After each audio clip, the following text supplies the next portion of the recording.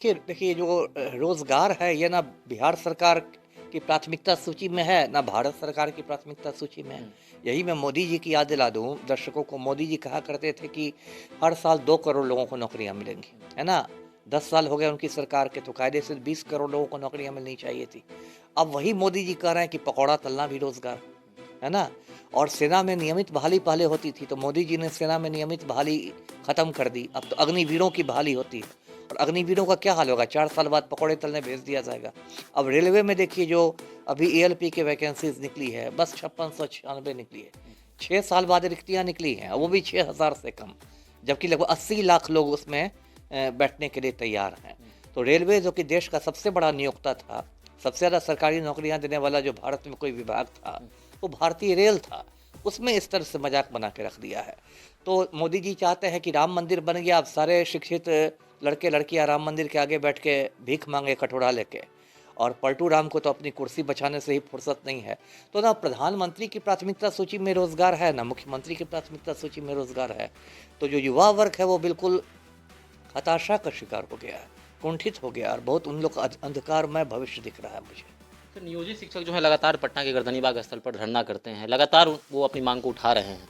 उन नियोजित शिक्षकों का क्या क्या कुछ कहिएगा, संदेश दीजिएगा? देखिए संदेश तो यही देना है कि सरकार लात का भूत होती है, सरकार बात से नहीं मानती है, तो सरकार पर दबाव बनाए रखना है। हाँ, संदेश ये मेरा है कि जो भी करना है वो शांतिपूर्ण तरीके से करना है, हिंसा के लिए नहीं। ऐसे भी देखिए शिक्षक का पद तो एक बहुत गरिमामय पद होता है ना, शिक्षक तो नई पीढ़ी का निर्माण करता है, तो समाज में बहुत एक इज्जत वाला पद होता ये है। भी था कि 15-20 सालों से वो पढ़ा रहे हैं, सीधा नौकरी से हटा दिया जाएगा। बच्चों के प्रति जो है उनका लगाव भी हो जाता है, बच्चे जो है शिक्षकों को अपना समझने लग जाते हैं, और उसके बाद उन शिक्षकों को हटा देना, पूरी बेइज्जती होगी शिक्षकों नहीं की। नहीं, बेइज्जती तो खैर अपनी जगह पर है, ऐसे आपको रोजी रोटी का संकट हो जाएगा और ये तो घोर अन्याय वाली बात हुई ना।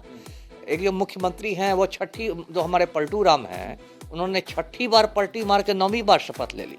मतलब वो तो फेविकोल से चिपक गए हैं कुर्सी से।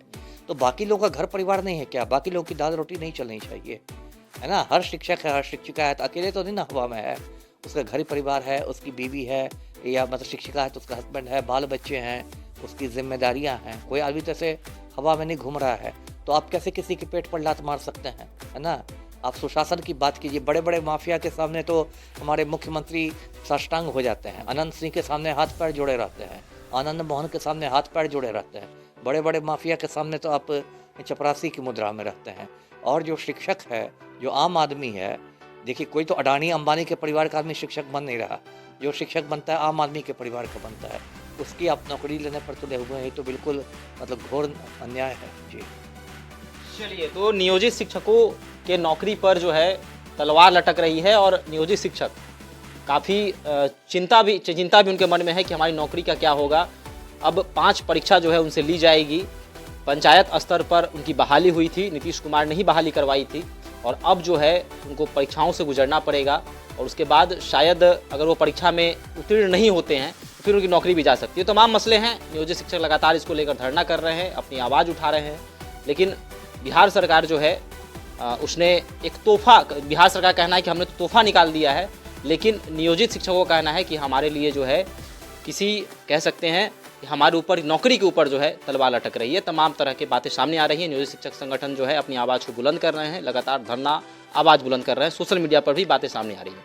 तो नियोजित शिक्षकों को लेकर आपकी क्या विचार है, आप भी हमारे साथ साझा कर सकते हैं। धन्यवाद।